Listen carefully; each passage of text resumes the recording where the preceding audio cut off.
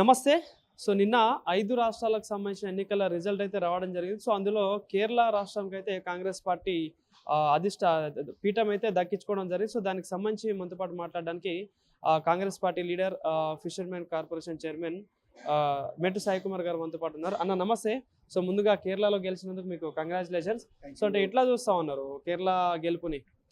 అంటే నాయకత్వ లక్ష్యాలని స్పష్టంగా కేసీ వేణుగోపాల్ గారు స్పష్టమైన రాజకీయ వ్యవహారంతో ఎక్కడెక్కడైతే కాంగ్రెస్ పార్టీ గెలుస్తుందో స్పష్టంగా అలా వాళ్ళని నాయకులను ఎంపిక చేయడము, తద్వారా రేపు యూడీఎఫ్ గెలిచే విధంగా పూర్తి ప్రణాళిక సిద్ధం చేసుకోవడము. కేరళలో రాజకీయ మార్పు జరుగుతుంది కాబట్టి ఇంకా పటిష్టమైన స్థానాలు గెలిపించే విధంగా ముందుకెళ్లడము, దానికి అనుగుణంగా రాహుల్ గాంధీ గారు స్పష్టమైన ప్రచారం దిగడము, గతంలో నాకు వయనాడు ఎంపీ చేయడం జరిగింది. ఆ రాజకీయ వ్యవహారం కోసము ఇంకా ఇచ్చిన ప్రతి వారిని ఒక రాజకీయ శక్తిగా విధంగా ముందుకెళ్ళడం జరిగింది. సో, అక్కడ ముఖ్యమంత్రి రేవంత్ రెడ్డి గారు కూడా పోయి ప్రచారం చేయడం జరిగింది. సో, మీరేమో గేమ్ చేంజర్ అంటా ఉన్నారు, కానీ అక్కడ గేమ్ చేంజర్ అయితే మరి ఎందుకు ఒకటే రాష్ట్రం గెలిచింది? తెలంగాణ లూటర్ రేవంత్ రెడ్డి అని చెప్పేసి బండి సంజయ్ మాట.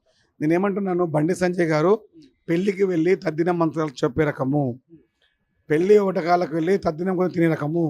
బండి సంజయ్ గారు ఒక రాజకీయ అజ్ఞాని. ఆయన చెప్తున్నాను, రేవంత్ రెడ్డి గారు ఒక గోల్డెన్ లేక్, ఒక షూటర్, ఒక ఫైటర్, ఒక వారియర్, ఒక లీడర్. ఈ 4 లక్షణాలు, ఈ 4 పేర్లు స్పష్టంగా ఒక వ్యక్తికి ఆనుతాయి, ఒక వ్యక్తికి సమర్థంగా అనిపిస్తాయని రేవంత్ రెడ్డి గారు మాత్రమే. ఒక ఫైటర్గా, ఒక షూటర్గా, ఒక వారియర్గా, ఒక లీడర్గా ముందుకెళ్ళి నాయకత్వాన్ని పెంపొందిందిగా రాజకీయ చైతన్యంతో రాజకీయ వ్యూహ రచించి ఎక్కడ గెలిస్తే, ఎక్కడ మాట్లాడితే బాగుంటుంది, ఎక్కడ ఏ విధంగా ముందుకెళ్ళాలి, ఎక్కడ రాజకీయం చేయాలని స్పష్టంగా తెలిసిన వ్యక్తిగా రేవంత్ రెడ్డి గారు ఉన్నారు. ఎక్కడెక్కడ ఆయన ప్రచారం చేశారో స్పష్టంగా మెజారిటీ అక్కడ మంత్రులు కావే వ్యక్తులు, ఎమ్మెల్యే అయిన వ్యక్తులు ఈ విధంగా ముందుకెళ్ళడం జరిగింది. అంటే మరి వేరే రాష్ట్రాల్లో కూడా ప్రచారం చేయడం జరిగింది, మరి అక్కడ ఎందుకు గెలవలేకపోయిండు రేవంత్ రెడ్డి? జరిగింది కేరళ జరిగిందండి, కేరళ జరిగాడు. ఎందుకంటే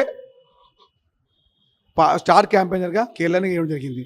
కొంతమంది నాయకత్వం ఇచ్చడం జరిగింది. పాండిచ్చేరికి పున్నం ప్రభాకర్ గారు, ఉత్తమ్ కుమార్ రెడ్డి గారు తమిళనాడుకి జరిగింది. అంటే కొంతమంది ఏదో విధంగా ముందుకెళ్ళడం జరిగింది. కానీ రాజకీయ వ్యవహారంతో రేవంత్ రెడ్డి గారు కేరళ వెళ్ళడం జరిగింది. కేరళ రావడము, కేరళ చేయడం మంచిగా అని చెప్తున్నాం మీకు. సో, అంటే ఇక్కడ తెలంగాణలో కూడా మళ్ళీ బీజేపీ అధికారం రాబోతుంది. ఏదైతే 3 రాష్ట్రాల్లో గెలిచిన విధంగానే తెలంగాణలో కూడా రాబోతా ఉన్నాం చెప్పేసి బీజేపీ నాయకులు మాట్లాడుతున్నారు. ఏమంటారు దీనికి?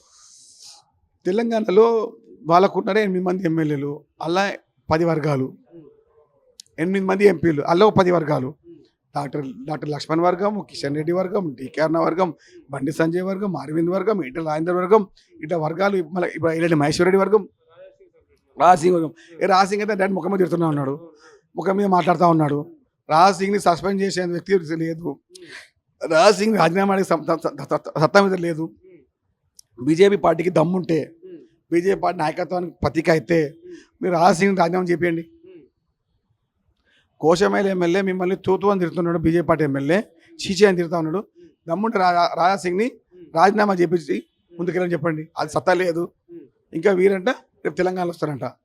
తెలంగాణలో అతి లేని గతి లేని మాటలు మాట్లాడే మీరు తెలంగాణ రాష్ట్రాన్ని పార్లమెంట్ సాక్షి అవమానపరిచినటువంటి అటు మోడీ కానీ, అటు తేజస్వి కానీ మాట్లాడి దిక్కుమాల మాటలు తెలంగాణ నుంచి మాట్లాడుతూ ఉన్నాయంట.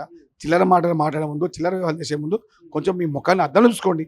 అంటే ఆ ఎంపీ మాట్లాడిన మాటల్ని కూడా ఇక్కడున్న ఎంపీలు ధర్మపురి అరవింద్ కావచ్చు, ఇలా కొంతమంది నాయకులు సమర్థిస్తా ఉన్నారు, అంటే మద్దతు తెలుపుతా ఉన్నారు. తప్పేముంది అందులో మాట్లాడిన దాంట్లో అని చెప్పేసి మాట్లాడారు. వాళ్ళకి తెలంగాణ ద్రోహి అంటున్నా. ఎవడెవడైతే తేజస్వి సూర్యకు మద్దతు పలుకుతాడో వాళ్ళు లుచ్చాగాడు, తెలంగాణ ద్రోహి అంటున్నా. ఆ లుచ్చాగాన్లు ఎవరైతే తేజస్వి సూర్య మాటలకి మద్దతు పలికిన లుచ్చాగాడు ఎవడైనా తెలంగాణ రక్తంలో, తెలంగాణ ప్రాంతంలో ఉంటే వాడు దేశద్రోహులు, తెలంగాణ ద్రోహులు అంటున్నా. సో, ఈ 10వ తారీఖున మోడీ గారు తెలంగాణ పర్యటనకు రాబోతున్నారు. సో, మొన్న ఎలక్షన్ అయిపోయిన ఎమ్మటే ఏమంటారు కమర్షియల్ గ్యాస్ రేట్లు పెంచడం కావచ్చు, ఇదంతా ఎట్లా చూడొచ్చు అన్న సార్? సబ్కా వికాస్, సబ్కా వికాస్, సబ్కా వికాస్ అన్న మాటకు ఇదే కదా నిదర్శనము. ఎలక్షన్ అయిపోగానే గ్యాస్ సిలిండర్లు, ఎన్నికల ఫలితాలు రాగానే పెట్రోల్ ధరలు, ఎన్నికల వ్యవహారం కానీ ట్యాక్సులు అన్ని చేయడంలో సబ్కా వికాస్, సబ్కా సత్యనాశ్, సబ్కా బర్బాదీ. సో, అంటే రేపు కేసీఆర్ గారు వరంగల్లో సభ పెట్టబోతా ఉన్నారు. కాంగ్రెస్ పార్టీ రైతు డిక్లరేషన్ ఇచ్చింది వరంగల్ వేదికగా. సో, రైతుల్ని మోసం చేస్తా ఉందని చెప్పేసి రేపు కేసీఆర్ గారు సభ ఉండబోతుంది. సో, మరి ఏం చెప్తారు దీనికి సంబంధించి? వరి అంటే ఊరి అన్న కేసీఆర్ కదా. వరి వేస్తే ఉరి వేస్తామన్న కేసీఆర్ మాట్లాడితే రైతుల గురించి ఎట్లా చెప్పండి? తెలంగాణ చనిపోతే పంజాబ్లో డబ్బులు ఇచ్చిన రకం గురించి మాట్లాడతారు వీళ్ళు. చెప్పండి, కనీసం విఘ్నితంగా వదిలేస్తున్నాము. చిల్లర మాటలు బంద్ చేయండి.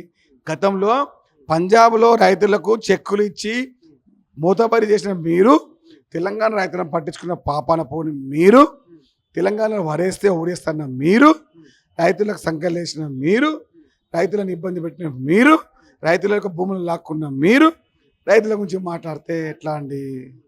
కనీసం సిగ్గుండాలి. అది నోరా మోరా. తెలంగాణలో తెలంగాణ రైతు కుటుంబాలని బాహాటంగా ఇబ్బంది పెట్టింది కల్వకుంట్ల కుటుంబమే ధరణి రూపంలో. అది మర్చిపోతే ఎట్లా? చిల్లర మాటలు మాట్లాడే ముందు, చిల్లర పలుకులు పలికే ముందు, చిల్లర వ్యవహారాలు చేసే ముందు మీరు గతంలో చేసిన ప్రతి పని మీకు గుర్తు చేస్తూ ఉంటాము. మేము మర్చిపోము.